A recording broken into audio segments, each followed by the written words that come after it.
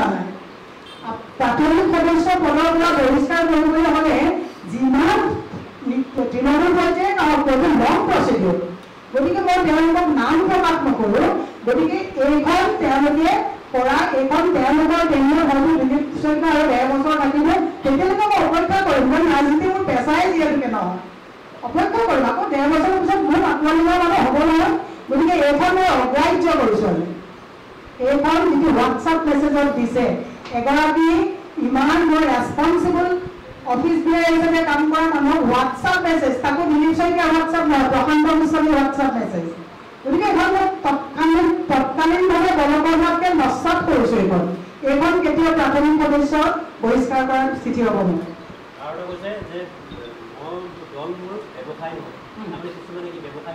Definitely হ'ব পাৰে মোৰ দল যিহেতুকে ব্যৱসায় নহয় গতিকে মই নীতিৰ লগত কেতিয়াও আপোচ কৰা নাই ৰাষ্ট্ৰৰ আমাৰ সংবিধানখনত কৈছে যে nation first party second person last গতিকে ৰাষ্ট্ৰ প্ৰধান দল দ্বিতীয় ব্যক্তি শেষ নাগৰিকত্ব সংশোধনী বিধেয়কখনত মই কৈছোঁ যে সেইখন ৰাষ্ট্ৰ ক্ৰাইচিছত পৰিছে আজি যদি হিন্দু বাংলাদেশী সংস্থাপন দিয়ে কাইলৈ যদি বদৰুদ্দিন আজমল মুখ্যমন্ত্ৰী হৈ কৈছে মই সকলো মুছলমানক ইয়াত বিদেশী মুছলমানক ইয়াত সংস্থাপন দিম তেতিয়াতো অপায় থাকিব ৰাস্তাটো কাইলৈ যদি বুদ্ধিষ্ট কোনোবা এজন মানুহে যদি সমতৰ বাজৰি লৈ পেলাই কয় যদি মই বোলে বুদ্ধিষ্ট গোটেই মানুহবিলাকত চাইনা টাইনা য'ত যিমান পপুলেশ্যন বৃদ্ধি হৈছে ইয়াত সংস্থাপন দিলে অপায় থাকিব ন সংশোধন চবেই কৰিব পাৰিব গতিকে ৰাষ্ট্ৰ ক্ৰাইচিছত পৰা বিষয়টোত মাত মতাব এইটো আমাৰ সংবিধানৰ প্ৰিয়মূলত কৈছে নেশ্যন ফাৰ্ষ্ট যিসকলে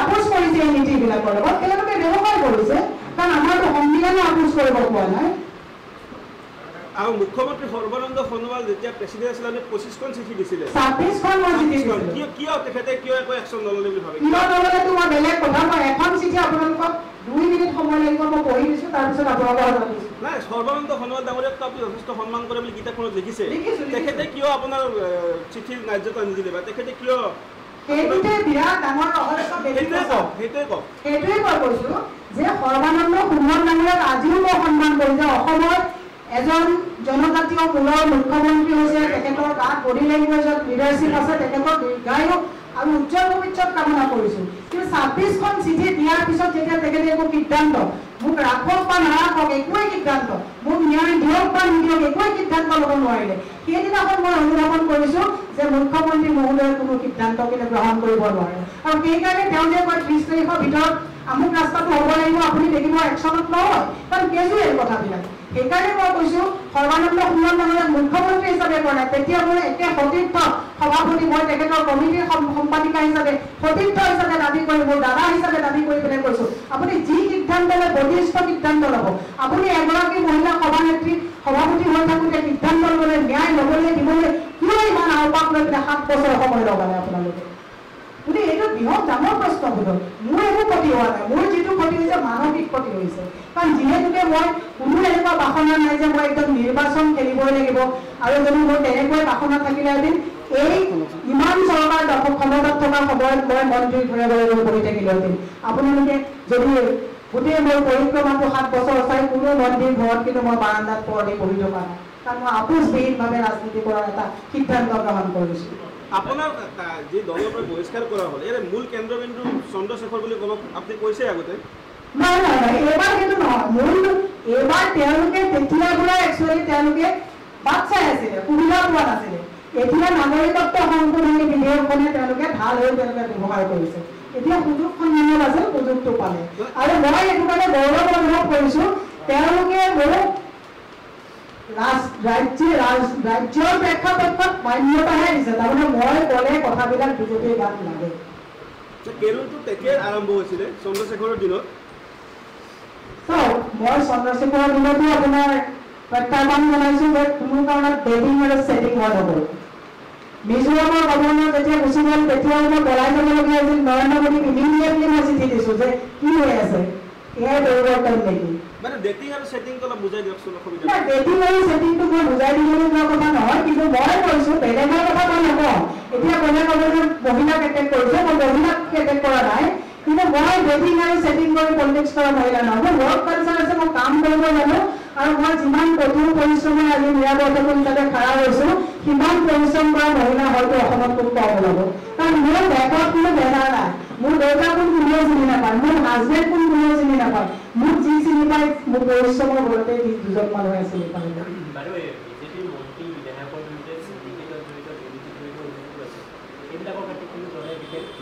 চাওক, মই বিজেপি দলটোক ভাল পাওঁ। চিণ্ডিকেটত কোন জড়িত আছে কোন আছে এই বিষয় লৈ পেলাই মই নকওঁ, মই এই বিষয়ত ক'বলৈ নাযাওঁ, কাৰণ চৰকাৰত ক'ব এইবিলাকত। কিন্তু মই আশা কৰোঁ পৰিৱৰ্তনকামী চৰকাৰখনত কিন্তু সকলোৱে মিলি পৰিৱৰ্তনকামী চৰকাৰখনত ভোট দিছিলে। গতিকে এনেকুৱা কোনো কাম হ'ব নালাগে যিবিলাক আগৰ চৰকাৰৰ দিনত হৈছিলে। আৰু APSC কেলেংকাৰী মাননীয় সৰ্বানন্দ সোণোৱাল ডাঙৰীয়াই যি পদক্ষেপ লৈছে যাতে এইটো কাৰোবাক বাছি বাছি হ'ব নালাগে, সকলোৰে ক্ষেত্ৰত প্ৰযোজ্য হোৱাটো মই বিচাৰোঁ। নাগৰিকত্ব সংশোধনী বিধেয়কৰ সমৰ্থনত বিজেপি দল থকাৰ বাবে আপোনালোকে এইটো ব্যৱস্থা ল'লে সেইটো বেলেগটো মই দলৰ কোনো বিৰুদ্ধে দিয়া নাই। আৰু তেওঁলোকে মোৰ দলৰ যদি বিৰুদ্ধে মই গৈছোঁ কি কাৰণে মোক বৰ্খাস্ত কৰিলে মোক জনাব লাগিব নহয়। আপুনি এজন মানুহক বৰ্খাস্ত কৰিলে কি কি কাৰণত বৰ্খাস্ত কৰিলে মইতো জানিব লাগিব। গতিকে মোক মহিলাকে কৰিছে যেতিয়া নাগৰিকত্ব সংশোধনী বিধেয়কৰ বাহিৰে আৰু ৰাজনীতিৰ কেছটোৰ বাহিৰে কোনো দলৰ মই আদৰ্শৰ নীতিৰ লগত ক্লেছ কৰা নাই। নাই নাই, বিজেপি নাগৰিকত্ব সংশোধনী বিধেয়কখনত এতিয়াও মানে 10,000 ওপৰত বিজেপি কৰ্মীয়ে মোৰ তাত স্বাক্ষৰ প্ৰদান কৰিছে। গতিকে এইটো সকলোৱে মানে সমৰ্থন নাই নাগৰিকত্ব বিৰোধী এইখনৰ।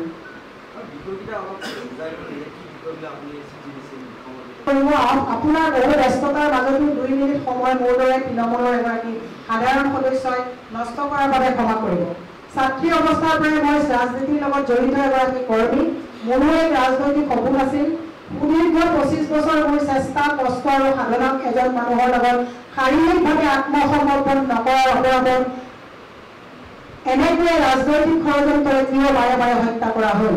এনে বহু ব্যক্তি মই জানো বা আপুনি জানে তেওঁলোকৰ বিৰুদ্ধে বহুতো অভিযোগ থকাৰ পাছতো বৰ্তমান তেওঁলোক উচ্চ স্থানত ৰখা হৈছে। মই কোনো টিকেট পদবী নোপোৱাৰ বাবে কাকো দোষাৰোপ নকৰোঁ আৰু কৰা নাই। কিন্তু এটা নৈতিক প্ৰশ্নত মাত মতা আৰু এজন অসৎ চৰিত্ৰত লিপ্ত ব্যক্তিৰ লগত শাৰীৰিকভাৱে আত্মসমৰ্পণ নকৰাৰ শাস্তি হিচাপে মোক দলীয় পদাৰ্থত ন্যূনতম মৰ্যাদাটি লৈ দিয়াৰ পৰা বাহিৰত থাকিলে কিয়, ইয়াত বৃহৎ প্ৰশ্ন। মই মৃত্যুৰ শেষৰ দিনলৈকে বিজেপিত থাকিম আৰু মোৰ এই প্ৰশ্ন মই অব্যাহত ৰাখিম। মোৰ অপৰাধ কি? চন্দ্ৰচূড়ৰ লগত আত্মসমৰ্পণ নকৰাটো মোৰ অপৰাধী নাছিল, হয় তেন্তে মই অপৰাধী কৰিছিলোঁ।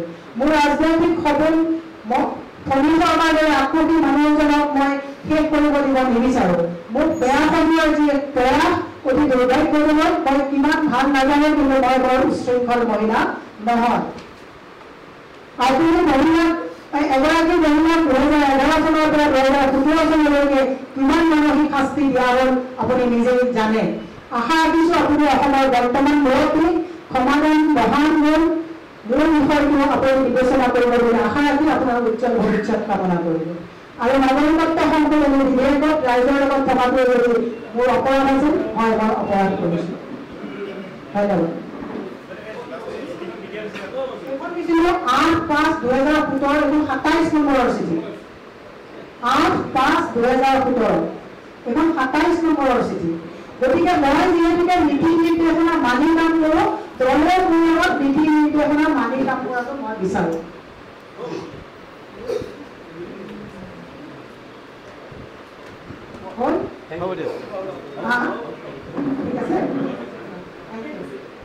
नहीं मानते हैं क्योंकि इसको व्हाट्सएप में मैसेज देके एक पार्टी का कार्यकर्ता को पार्टी से नहीं हटाया जाता है। तो इसीलिए इसको जो ये किया है तो हम पार्टी को इसको रीअपील करेंगे।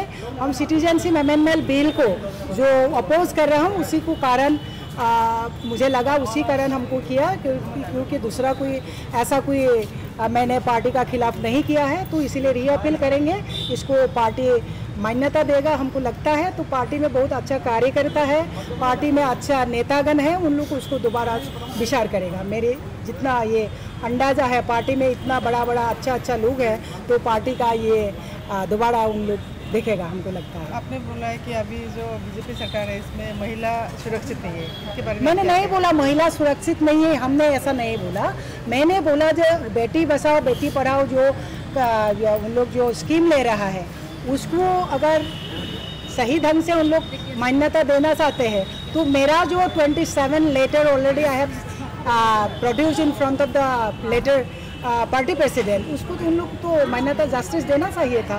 तो इसीलिए मैंने देखा मेरा साथ जो नाइंसाफ मैंने जस्टिस जो नहीं दिया उसको उन लोग पार्टी की तरफ से और दोबारा उसको देखें तो तब बेटी बचाओ बेटी पढ़ाओ इसको सफल रूप दिया जाएगा, हमको लगता है ऐसा।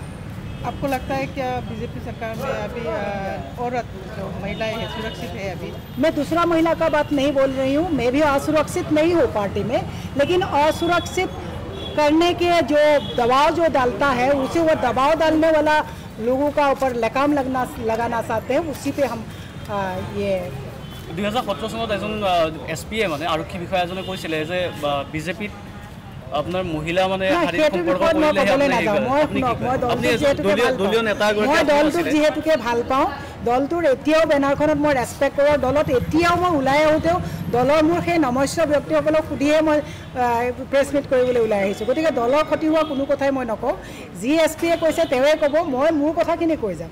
গতিকে মই দলৰ ক্ষতি হোৱা কোনো কাম নকৰোঁ, মই আজিও দলৰ সক্ৰিয় সদস্য হিচাপে নিজকে মানি আছোঁ, কাৰণ এখন প্ৰচিডিউৰ মতে হোৱাই নাই, গতিকে এখন লিগেল নহয়।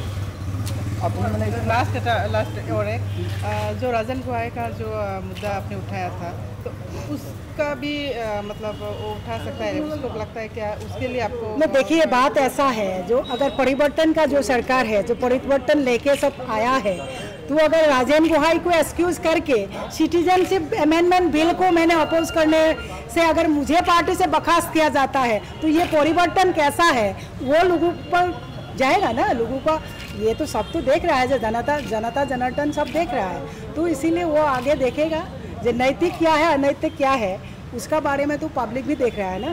এইটো নাগৰিকত্ব সংশোধনী বিধেয়কৰ ওপৰত আৰু এটা কথা বিগ ডেম বৃহৎ নদী বান্ধ এটিকে তো আপুনি অপোজ কৰে নি? চাওক মই এনেকুৱা কোনো কথাত যোৱা নাই, যেতিয়া বাংলাদেশত পতাকা তুলিব গৈছিলে মই নাই যোৱা, যেতিয়া পিঁয়াজৰ মালা পিন্ধিছিলে মই নাই যোৱা, যেতিয়া চিলিণ্ডাৰ লৈ ধৰ্মঘট কৰিছিলে মই নাই যোৱা, বিগ ডেমত মই নাই যোৱা, কাৰণ মই জানো এই কথাবিলাক সম্ভৱ নহয়। গতিকে মই আজি যে আপোচবিহীনভাৱে ৰাজনীতি কৰিছোঁ এনেকুৱা নহয়। ৰাজনাথ সিং ডাঙৰীয়া যেতিয়া গেৰুকামুখত 10,000 মানুহ লৈ পেলাই তেওঁ প্ৰতিবাদ কৰিছিল তেতিয়াও মই যোৱা নাছিলোঁ, আৰু তেতিয়া প্ৰস্তাৱ লৈছিলে পাৰ্টীয়ে তেওঁ দল বিৰোধী কাৰ্যকলাপত লিপ্ত আছে বুলি, কিন্তু মই জানিছিলোঁ যে এখন চৰকাৰে কৰা চুক্তি এটা এখন চৰকাৰে কেতিয়াও বৰ্খাস্ত কৰিব নোৱাৰে। গতিকে it is a continuous process, it is a system.